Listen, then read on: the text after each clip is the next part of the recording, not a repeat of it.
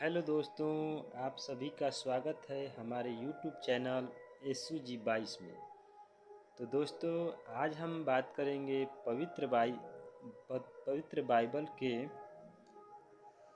सृष्टि का वर्णन। तो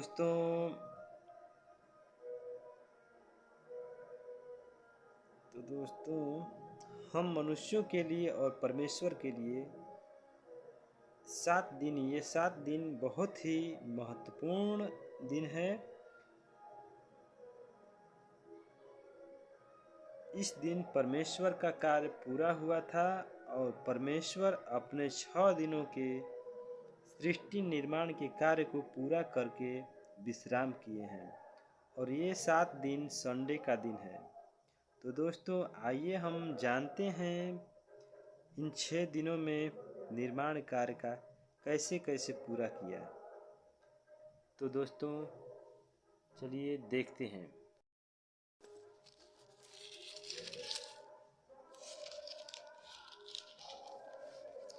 तो आइए पढ़ते हैं हम सृष्टि का वर्णन। सृष्टि के वर्णन में परमेश्वर ने पहला दिन क्या क्या कार्य किया, आइए जानते हैं। आदि में परमेश्वर ने आकाश और पृथ्वी का सृष्टि की। पृथ्वी बेडौल और सुनसान पड़ी थी और गहरे जल के ऊपर अंधियारा था तथा परमेश्वर का आत्मा जल के ऊपर मंडराया था। तब परमेश्वर ने कहा, उजियाला हो। तो उजियाला हो गया और परमेश्वर ने उजियाले को देखा कि अच्छा है, और परमेश्वर ने उजियाले को अंधियारा से अलग किया, और परमेश्वर ने उजियाले को दिन और अंधियारे को रात कहा। तथा साँझ हुई, फिर भोर हुआ। इस प्रकार पहला दिन हो गया। तो दोस्तों, हमने देखा परमेश्वर ने पहला दिन क्या क्या कार्य किया। परमेश्वर ने प्रथम दिन में आकाश और पृथ्वी को बनाया और देखा कि जल के ऊपर अंधियारा है। तो परमेश्वर ने आदेश दिया, उजियाला हो, और परमेश्वर ने उजियाले को दिन और अंधियारे को रात कहा। इस प्रकार प्रथम दिन समाप्त हुआ था।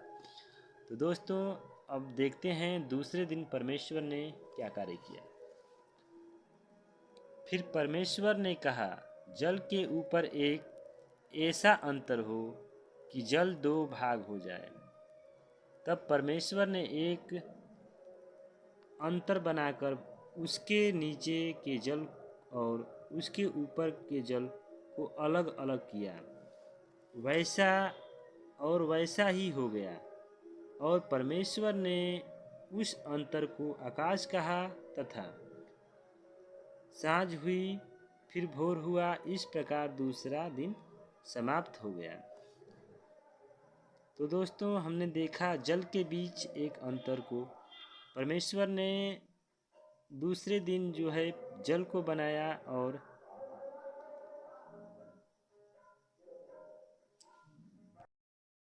तो दोस्तों, अब फिर देखते हैं परमेश्वर ने तीसरे दिन कौन से कार्य को पूरा किया। फिर परमेश्वर ने कहा, आकाश के नीचे का जल एक स्थान में इकट्ठा हो जाए और सूखी भूमि दिखाई दे। तो दोस्तों, देखते हैं इस प्रकार परमेश्वर ने भूमि का निर्माण किया और वैसा ही हो गया। परमेश्वर ने सूखी भूमि को पृथ्वी कहा तथा जो जल इकट्ठा हुआ उसको उसने समुद्र कहा। और परमेश्वर ने देखा कि अच्छा है। फिर परमेश्वर ने कहा, पृथ्वी से हरी घास तथा बीज वाले छोटे छोटे पेड़ और फलदायी वृक्ष भी, जिनके बीज उन्हीं में से एक एक की जाति के अनुसार हैं, पृथ्वी पर उगे। और वैसा ही हो गया। इस प्रकार पृथ्वी से हरी घास और छोटे छोटे पेड़ निकले, अपनी अपनी जाति के अनुसार बीज होता है। और फलदायी वृक्ष जिनके बीज एक एक की जाति के अनुसार उन्हीं में होते हैं उगे। और परमेश्वर ने देखा कि अच्छा है, तथा साँझ हुई फिर भोर हुआ, इस प्रकार तीसरा दिन समाप्त हुआ।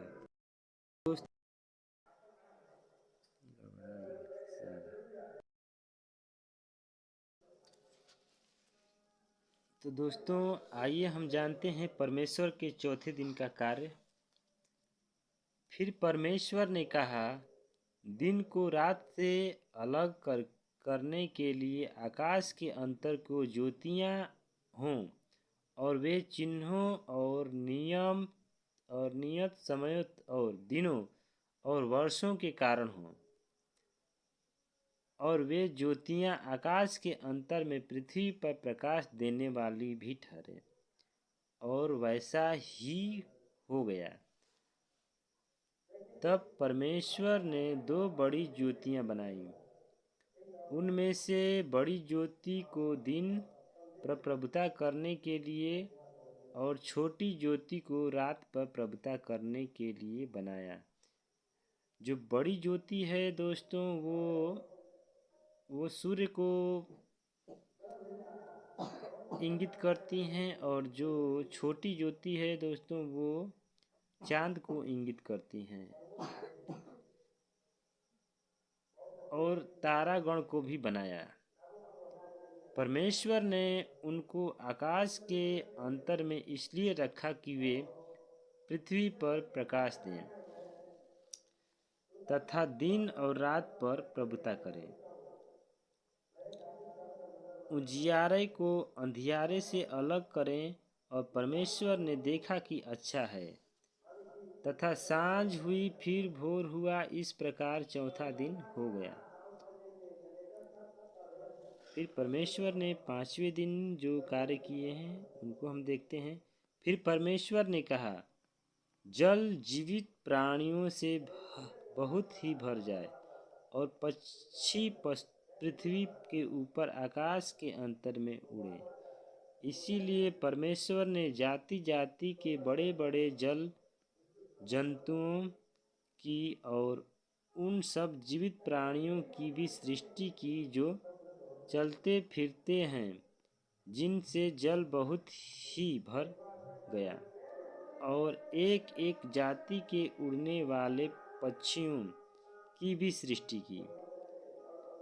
और परमेश्वर ने देखा कि अच्छा है। और परमेश्वर ने यह कह के उनको आशीष दी, फूलों फलों और समुद्र में भर जाओ, और पक्षी पृथ्वी पर उड़ें, और पक्षी पृथ्वी पर बढ़ें। तथा साँझ हुई फिर भोर हुआ, इस प्रकार पांचवा दिन समाप्त हुआ। फिर परमेश्वर ने कहा, पृथ्वी से एक एक जाति के जीवित प्राणी अर्थात घरेलू पशु और रेंगने वाले पशु और पृथ्वी के वन पशु जाति जाति के अनुसार उत्पन्न हो। और वैसा ही हो गया। इस प्रकार परमेश्वर ने पृथ्वी के जाति जाति के वन पशुओं को और जाति जाति के घरेलू पशुओं को और जाति जाति के भूमि पर सब रेंगने वाले पशुओं को बनाया। और परमेश्वर ने देखा कि अच्छा है। फिर परमेश्वर ने कहा, हम मनुष्यों को अपने स्वरूप के अनुसार अपनी समानता में बनाएं, और वे समुद्र की मछलियों और आकाश के पक्षियों और घरेलू पशुओं और सारी पृथ्वी पर सब रेंगने वाले पशुओं पर जो पृथ्वी पर रेंगते हैं अधिकार रखें। तब परमेश्वर ने मनुष्यों को अपने स्वरूप के अनुसार उत्पन्न किया। तो दोस्तों हम देखते हैं कि परमेश्वर ने जो है अपने स्वरूप में हम मनुष्यों को बनाया हुआ है, और पृथ्वी पर रेंगने वाले समस्त जीवों पर अधिकार तक दिया हुआ है।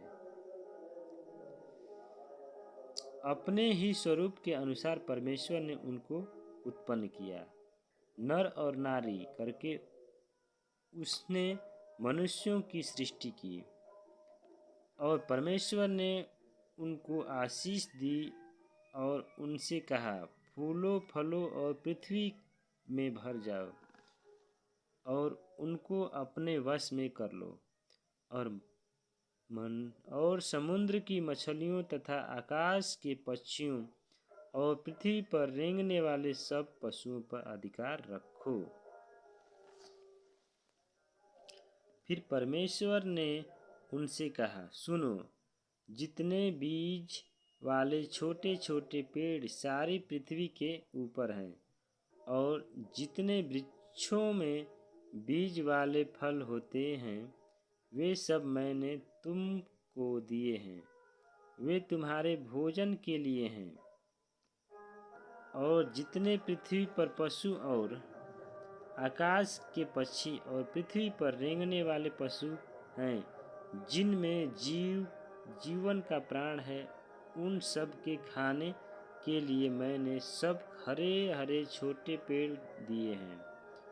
और वैसा ही हो गया। तब परमेश्वर ने जो कुछ बनाया था सबको देखा तो क्या देखा कि बहुत ही अच्छा है। तथा साँझ हुई, फिर भोर हुआ, इस प्रकार छठवां दिन हो गया। तो दोस्तों, हम देखते हैं कि परमेश्वर ने जो है कि 6 दिनों में पृथ्वी की रचना का कार्य जो है पूरा किया और 7वें दिन जो है कि विश्राम का कार्य किया। तो देखते हैं 6ठे दिन परमेश्वर ने क्या किया।